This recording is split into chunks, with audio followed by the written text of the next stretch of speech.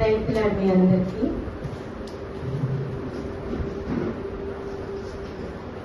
మనం మామూలుగా అయితే ప్రతి దినం కూడా ప్రార్థన చేసుకుంటాం. మన నిజ జీవితంలో ప్రతిరోజు మన దైనందిన జీవితంలో ప్రార్థన చేసుకుంటూ ఉంటాము. అయితే ఈ ప్రార్థనలో డిఫరెంట్ టైప్స్ ఆఫ్ ప్రార్థనలు ఉంటాయి. ఎలాగంటే కన్నీటి ప్రార్థన ఉంటుంది, మోకాల ప్రార్థన ఉంటుంది, అంతేకాకుండా ఉపవాస ప్రార్థన కూడా ఉంటుంది అనమాట. ఉపవాస ప్రార్థన అంటే ఏంటి అనేది ఒకసారి మనం చూద్దాము. ఏదైనా మనము దేవుని కొరకు విడిచిపెట్టే అలాంటి ప్రార్థనని, అంటే ఉపవాస ప్రార్థనలో మనము ఏదైతే విడిచిపెట్టాలి ఏదో ఒకటి. అంటే ఫర్ ఎగ్జాంపుల్ ఆల్కహాల్, అంటే బాగా డ్రింకర్ తీసుకున్నప్పుడు అతను ఏం చేయాలంటే ఉపవాస ప్రార్థన చేస్తున్నప్పుడు, దేవా నేను దీని కోసం వదిలేస్తున్నాను అనే కమిట్మెంట్ కి రావాలి. అయితే ఒకసారి వాక్యం చూద్దాము. మత్తయి సువార్త 6వ అధ్యాయము 17-18 వచనాలు ఒకసారి చదువుతున్నాము. వాక్యం ఏం చెప్తుందో ఒకసారి చూద్దాము. ఉపవాస ప్రార్థన అంటే ఎలా ఉండాలి అనేది.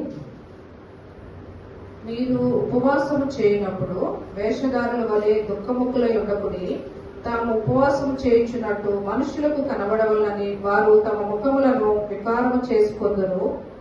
వారు తమ ఫలము పొంది ఉన్నారని నిశ్చయముగా మీతో చెప్పుచున్నాను.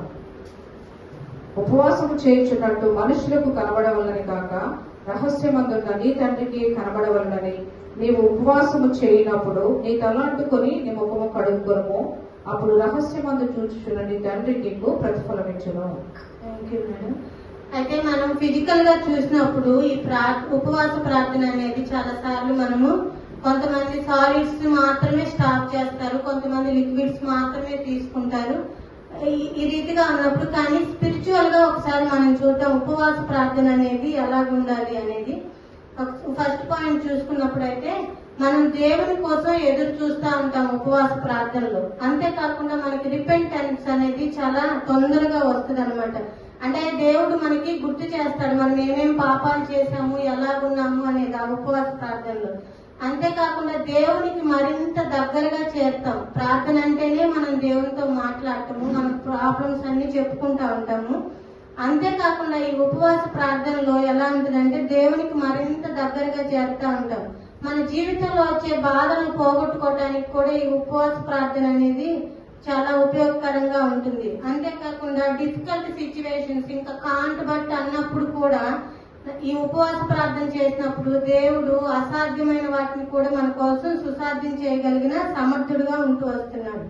అంతేకాకుండా మన టెంప్టేషన్స్ ని మనం ఓవర్కమ్ చేయడానికి కూడా ఈ యొక్క ఉపవాస ప్రార్థన ఉపయోగపడుతుంది. డెసిషన్స్ తీసుకోవటానికి మన బైబిల్లో కొన్ని ఎగ్జాంపుల్స్ ఉన్నాయి. జీసస్ ని తీసుకున్నప్పుడు 40 days ఉపవాసం ఉన్నాడు. ఆయన 3.5 years పరిచర్య చేయటానికి, అంటే నేను డెసిషన్ తీసుకోబోయే ముందు ఆయన 40 days ఫాస్టింగ్ ఉండి ప్రేయర్ చేసి అప్పుడు ఆయన పరిచర్య చేశాడనమాట.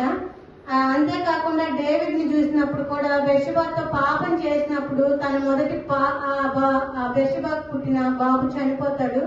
అప్పుడు కూడా డేవిడ్ చాలా ఉపవాసం ఉండి ప్రార్థన చేస్తాడనమాట. అంతేకాకుండా మోసెస్ కూడా ఒక 40 days ఉపవాసం ఉండేవాడు, ఎందుకంటే 10 commandments కోసము ఉపవాసం ఉన్నాడు. ఇంకా బైబిల్లో చూసినప్పుడు డానియేలు, ఎస్తేరు, పాలు, హన్నా వీరందరూ కూడా ఉపవాసం ఉండి ప్రార్థన చేశారు.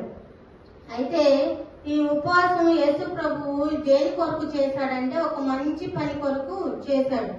ఎవరైనా ఒక మంచి పని కొరకు ఏం చేస్తారంటే ఈ యొక్క ఉపవాస ప్రార్థన అనేది చేస్తారు. అంతేకాకుండా దీనివల్ల మనకు వచ్చే ఉపయోగాలు ఏంటి అంటే మన ఆత్మీయ జీవితం బలపడటానికి ఎంతో ఉపయోగకరంగా ఉంటుంది.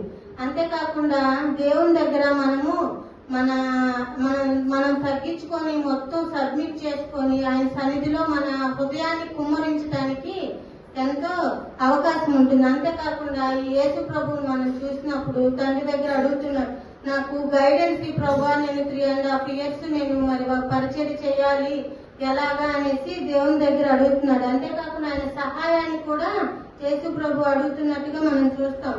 ఆయనకి చాలా క్లోజ్ గా ఉన్నాడు ఈ ఉపవాస ప్రార్థన ద్వారా. అయితే ఇంకొక విషయం ఏంటంటే ఫస్ట్ గా మనం ఇద్దరు వ్యక్తుల్ని చూస్తాం, ఒకరు జీసస్ ని, ఇంకొకరు ఎస్తేర్ని. అయితే ఎస్తేర్ అయితే ఏంటంటే ఆమె గొప్ప విపత్తు నుండి తన ప్రజలను రక్షించుకోవటానికి ఉపవాస ప్రార్థన ఉంది. ఎస్తేర్ రాసిన గ్రంథం నుంచి 4వ అధ్యాయము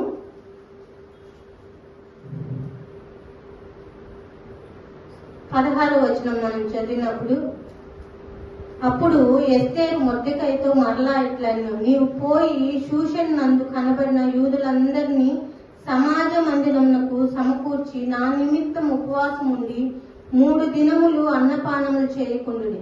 నేనును నా పనికత్తెలను కూడా ఉపవాసం ఉందుము. ప్రవేశించుట న్యాయ వ్యతిరేక్తముగా ఉన్నను నేను రాజునద్దకు ప్రవేశించుదును, నేను నశించుదును. ఇక్కడ కూడా చూసినప్పుడు తన ప్రజల్ని కాపాడుకోవటానికి ఉపవాసం 3 రోజులు ఉన్నట్టుగా మనం చూస్తూ ఉన్నాం. నిజంగా అయితే తన 30 డేస్ నుంచి తన భర్తే కదా రాజుగారు, అయినా కూడా ఆవిడ వెళ్ళలేదు. కానీ తన ప్రజలకి ఇబ్బంది వచ్చినప్పుడు ఆవిడ ఏం చేసిందంట, తన ప్రజలందరికీ చెప్పింది ఏమని అంటే, మనము ఇలా ఒకవేళ మానవులుగా రాజు నో అనొచ్చేమో కొన్ని విషయాల్లో, అంటే వాళ్ళందరినీ చంపించే విషయంలో. కానీ దేవుడిని మనం ఆశ్రయించినప్పుడు మనుషుల తట్టు చూడకుండా దేవుడు తప్పకుండా మనకు సహాయం చేస్తాడనే ఒక గొప్ప నమ్మకంతో, విశ్వాసంతో ఈ ఎస్తేర్ అనే ఆవిడ ఎస్తేరు ఉపవాసం ఉండి ప్రార్థన చేసింది. ఇటు రీతిగా ఉపవాస ప్రార్థన అనేది మనకి ఏం నేర్పిస్తుందంటే, ఒక పశ్చాత్తాపం నేర్పిస్తుంది, దేవునికి దగ్గర అవటానికి ఉపయోగపడుతుంది. అంతేకాకుండా ఆయన దగ్గర మనము గైడెన్స్ తీసుకోవటానికి ఉపయోగపడుతుంది, ఆయన సహాయం తీసుకోవటానికి ఉపయోగపడుతుంది. చాలా సార్లు మానవులుగా మనము ఫిజికల్ గానే ఉపవాస ప్రార్థనలు చేస్తూ ఉంటాం. కానీ స్పిరిచువల్ గా అంటే మనము నిజంగా దేవునికి దగ్గర అయ్యే కొంది ఆయన మన యొక్క ప్రాబ్లమ్స్ అన్నిటినీ సాల్వ్ చేసేవాడిగా ఉంటూ వస్తున్నాడు. చిన్న పాట పాడుకొని ముగించుకున్నాం. ఉపవాస ప్రార్థనలో నీతో సహవాసం చేసేదనయ్యా, ఉపవాస ప్రార్థనలో నీతో సహవాసం చేసేదనయ్యా, నా ఉపవాస ప్రార్థనతో నిన్ను నేను వెదకెదనయ్యా, నా ఉపవాస ప్రార్థనతో నిన్ను నేను వెదకెదనయ్యా, నా పాప క్రియలన్నీయు నే విడిచి పెట్టెదనయ్యా, నా దోషములు మన్నించి నన్ను పరిశుద్ధునిగా మార్చయ్యా, నాము పోవాలయ్యా, నాకు దీనత్వము ఇవ్వయ్యా యేసయ్యా, నా స్వయము కావాలయ్యా, నీవు నాలో బ్రతకాలయ్యా, ఉపవాస ప్రార్థనలో నీతో సహవాసం చేసేదనయ్యా, నా ఉపవాస ప్రార్థనతో నిన్ను నేను వెదకెదనయ్యా. సో మన ఉపవాస ప్రార్థనలో మనం ఏమేమి విడిచిపెట్టాలో, ఏమేమి ఒప్పుకోవాలో దేవుని దగ్గర, అది ఒకవేళ కొంతమంది కొన్ని విషయాలు అంటే ఈ లోక రీతిగా ఫిజికల్ గా ఆల్కహాల్ అలా వదిలిపెడతారేమో, కానీ మనమైతే మన దేవుని దగ్గర మనకు కొన్నిసార్లు అహం అడ్డం వస్తూ ఉంటది. మన పాపాలు ఒప్పుకోవటానికి, దేవుని సన్నిధికి వెళ్ళటానికి కానీ, లేకపోతే ఇతరులను మనం క్షమించడానికి కానీ, ఇవన్నీ మనకు పాపాలు అడ్డం అహం అనేది అడ్డం వచ్చినప్పుడు మనము ఆ పని చేయలేము. ఈ రోజు మనం పరీక్షించుకుందాం, మనలో అహం ఉందేమో, ఒకవేళ మనలో ఆ స్వయం ఉందేమో, మనకి దీనత్వం కావాలని దేవుని సన్నిధిలో అడుగుతాం. చిన్న ప్రార్థన చేసుకున్నాం. మమ్మల్ని మిక్కిలిగా ప్రేమించిన మా ప్రియపరలోకి యేసయ్యా, గడిచిన దినములన్నీ కాచి కాపాడి ప్రభా ఇంతవరకు సజీవుల లెక్కలో ఉంచిన విధానాన్ని బట్టి నీకు వేలాది వందనాలు, స్తుతులు, స్తోత్రాలయ్యా. నైనా ఏ యోగ్యత లేదు, ఏ అర్హత లేదు నైనా, ఎందుకు పనికిరాను నన్ను నీవు ఇక్కడ నిలవబెట్టిన విధానాన్ని బట్టి నీకు వందనాలు ప్రభా. నాయనా ఈ దినం మేము ప్రభా ఉపవాస ప్రార్థన యొక్క ప్రాముఖ్యత తెలుసుకోవటానికి నాయన నీవు నాకు ఇచ్చిన ఈ యొక్క అవకాశాన్ని బట్టి నీకు స్తోత్రాలు, నీకు వందనాలు ప్రభా. నాయనా దేవా, మమ్మల్ని నాయన నీవు సరిచేయటానికి ఇష్టపడుతూ ఉన్నావు ప్రభా. అవును ప్రభా, అనేక సార్లు మా జీవితంలో నాయన అహం అడ్డు వస్తూ ఉంటుంది ప్రభా.